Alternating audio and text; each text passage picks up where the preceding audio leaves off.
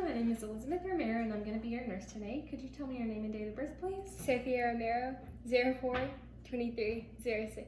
Okay, and I'm just going to be discussing a little bit of information on insulin today because the doctor has ordered you to be taking insulin glargine, which is a type of long-acting insulin, and it's going to be used to help manage your diabetes.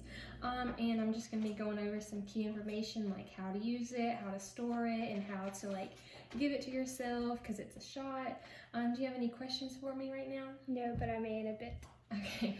And so do you know why your doctor is giving you this medication now, the insulin? No.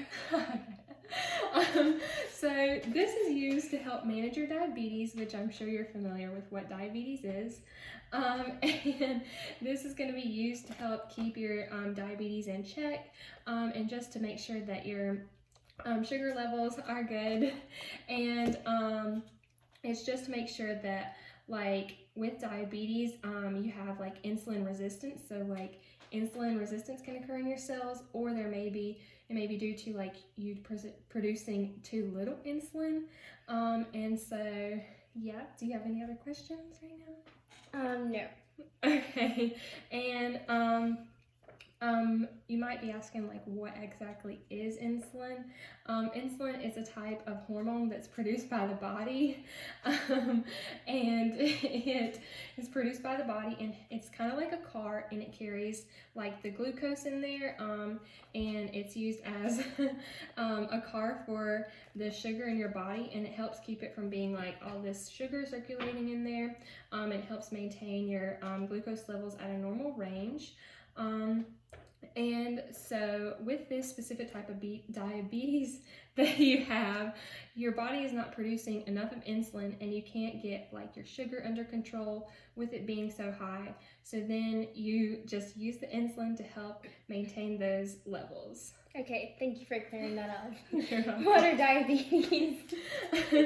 So diabetes, like I said before, is just where you go to manage with diabetes. You have hyperglycemia, and it's used to manage that hyperglycemic state that your body is kind of in, because there's the insulin resistance, like I said before, or because it's used with too little insulin. And your body normally produces this endogenous insulin, but insulin is a type of exogenous insulin since your body can't produce that endogenous type. And it's used to help regulate your levels of sugar.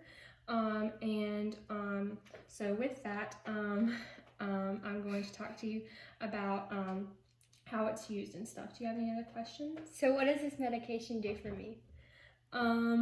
It helps keep your body levels normal of your insulin levels and your sugar levels, and it's just used to help maintain those states.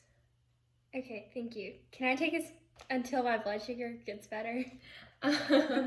So with insulin, you kind of have to take it for a lifetime. It's not something that you can just take periodically here and there, just for a short period of time.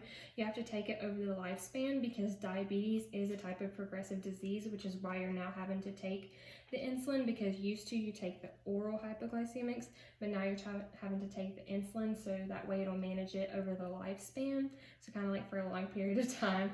So unfortunately you can't stop it. You have to keep taking it pretty much for life, but it's very well managed as long as you keep your blood sugars under control, and keep exercising and keep your diet well, ADA, not lots of sugar and not lots of fats and that sort of thing.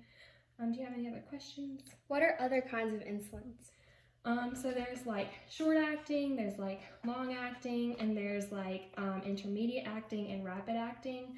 But yours is a type of long acting, so it covers for a long period of time, so 24 hours a day, your insulin glargine. But there's also short acting and the rapid acting, which kind of act to regulate it after you take the meals. And then there's intermediate acting, which acts for a longer period of time, and that's the cloudy type of insulin. So that's what kind of insulin you're going to be taking right now, is the insulin glargine, which is the long acting. Yes, thank you. For this insulin, he said I need to take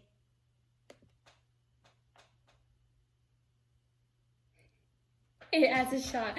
I'm not sure how to do that. And also, will I always have to take it every day like a shot? So with this insulin, you will always have to take it as a shot, unfortunately. So you used to take your, it was kind of like an insulin, but you took it orally, but now it's taken as a shot and you have to take it pretty much over the lifespan and for the rest of your life to just make sure your sugar levels are normal. And like I said before, it just makes sure that like your insulin levels are good like for a 24-hour period. So like the whole day, you don't have to really worry that much about your insulin. But that doesn't mean you can eat whatever you want, but it just means that it'll help keep your blood sugar levels under control. And would you like me to go over like any type of insulin administration, like how to use it, like how like you're supposed to administer it to yourself, anything like that? Yes, I would love that. Okay. So first what I would do is I would put on gloves, and you would whenever you administer it, but for yourself you may not have to do that, but you would wash your hands also. And then what you want to do is you want to get your little insulin right here, and you want to check your little vial, and you're also going to have a needle, or sometimes there's like pre-filled ones. So then with the pre-filled ones, you'll have them up like in your refrigerator, you'll keep it in there. And the needle will be poking out like this, and then this is the bottom to make sure like all the solutes are not like clumping together and stuff. But if you were to have a vial, you would want to make sure to check for like the concentration, and you would want to make sure to make sure that it's the right type and it's the right kind, and that it's not over expired, and that like the top is like clean and it's new before you administer it. And then you want to make sure you have a clean new needle. And then when you first administer it, you're going to like choose a site. So you can either use back here, which is like under your forearms, or you can use right here on your abdomen, or you can use right here on your thighs, or you can use back behind your butt. But most people do put it on their abdomen, just because it's easier to manage. But if you're like a runner or like exercise a lot, you may not want to use like insulin in your thigh, because it can accelerate the rate and cause you to become like hypoglycemic, which kind of means like you run really low on your blood sugar. And so it's better to like do it in the abdomen, just because it's a lot easier and safer.